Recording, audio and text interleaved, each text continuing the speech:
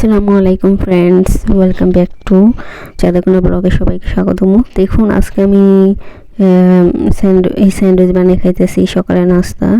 তো এটা মুরগির মাংস ভাজা আর কি, এগুলো প্যাকেটে পাওয়া যায় এরকমভাবে, শুধু তেলে ভেজে নিলে চলে। তো আমার ভাজা হয়ে গেছে। তো দেখুন এখন আমি কিভাবে স্যান্ডউইচটা বানাই।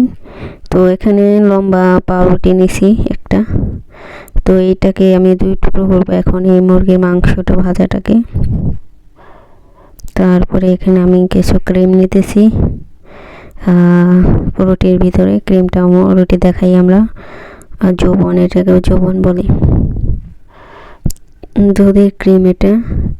তো আমি প্রথম রুটিতে দিয়ে নিলাম, আজকে সালাদ নিলাম না, তো সালাদ ছাড়াই খেলাম। তারপরে এখানে আমি মুরগির মাংসটা এখন দিয়ে করব। এখন রইলাম স্যান্ডউইচটা বানিয়ে, এখন আমি খাবো। হয়ে গেল আমার স্যান্ডউইচ বানাই। আপনারা কোনো কিছু খাইতে মন না চাইলে এইভাবে পাউরুটি, মুরগির মাংস ভেজে পাউরুটি বানিয়ে ভিতরে দিয়ে বাস হয়ে গেল স্যান্ডউইচ। তো সবাই কেমন আছেন? আশা করি আল্লাহর রহমতে সবাই ভালো আছেন, আমি অনেক ভালো আছি আলহামদুলিল্লাহ। তো দেখুন আমি এখন খাইতেছি। তারপরে দেখুন আমাদের বাজারে থেকে অনেকগুলো ধনেপাতা আনছে। এখন ধনেপাতাগুলো ফ্রিজে রাখছি, দেখি পয়সা যেতেছে, তার মানে ভিতরে পানি আছে। তো আপনারা যখন বাজার থেকে ধনেপাতা আনবেন অনেক বেশি করে, তো ফ্রিজে রাখলেও পয়সা যায়, তো পানি থাকলে আর কি পচা যায়। তো আমি আবার বের করে সব বেছে, ভালো ভালো বেছে, এগুলো খারাপ সব, দেখুন এগুলো সব বেচছি।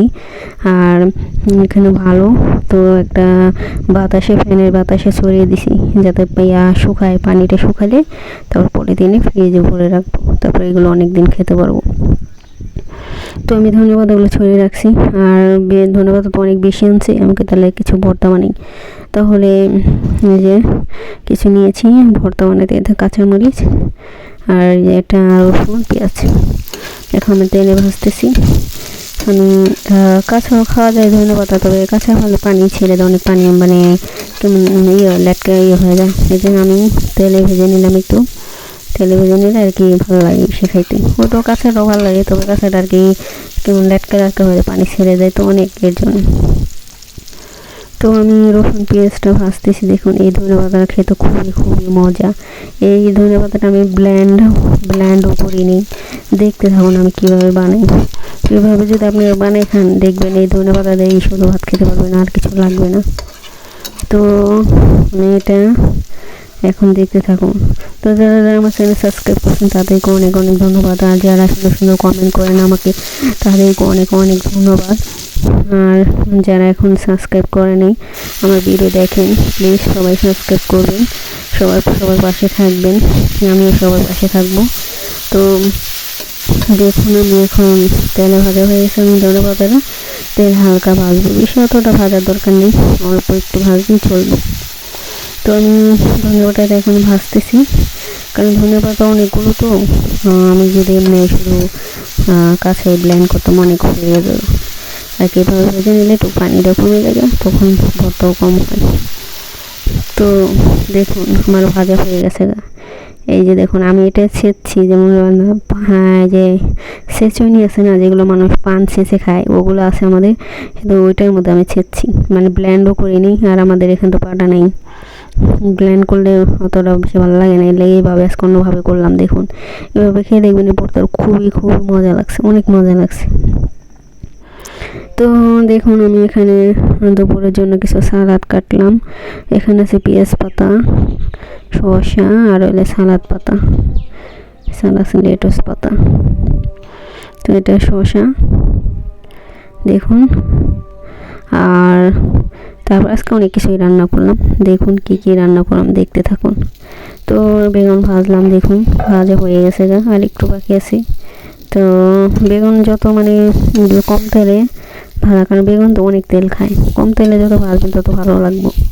তো আমি বেশি তেল দিই না, অল্প তেলই দিছি, দিয়ে তারপরে কিছুক্ষণ ঢেকে রাখছি। ঢেকে রাখলে বেগুনটা সিদ্ধ হয়ে যায়, আর বেগুন সিদ্ধ হতে একটা টাইম লাগে না। আর চুলার আঁচটা একটু কমিয়ে দেবেন, বেশি আওয়াজ দিলে তো মনে করেন পুড়ে যাবে। তো আমি কি চুলার আঁচটা একেবারে কমিয়ে দিছি, পাওয়ারটা একেবারে কমিয়ে দিয়েছি। এখন আমার হয়ে গেছে প্রায় বেগুন ভাজা, আর বেশি না, আর 2-1 মিনিট রাখলে হয়ে যাবে। তারপরে এটা হচ্ছে মাছের মাথা ঝোল, টমেটো ক্যাপসিকাম দিয়ে। এটা মাথা, বড় মাছের মাথা। তো কেটে এর আগে তো দেখাইছি আপনাদের রান্নাটা মাছের, এই যে মাছের রান্নাটা দেখালাম না, কারণ ভিডিওটা অনেক বড় হয়ে যাবে। আজকে অনেক পথ করছি, সব একটু করে দেখালাম। দেখুন এই মাছটা মানে খুবই মজার মাছ। তো দেখুন মাছ রান্নাও হয়ে গেছে গা। তো সবাই আমার চ্যানেলটাকে সাবস্ক্রাইব করবে প্লিজ, সবাইকে কাছে অনুরোধ রইলো। দেখুন আমি মাছ রান্নার ধনেপাতা দিয়ে দিছি, ধনেপাতা দিয়ে একটু জাল দিতেছি, জাল দিলে হয়ে যাবে আমার তরকারিটা। তো যারা আমার চ্যানেল সাবস্ক্রাইব করছেন সবাইকে অনেক ধন্যবাদ। তো যারা এখনও করেনি প্লিজ সবাই সাবস্ক্রাইব করবেন।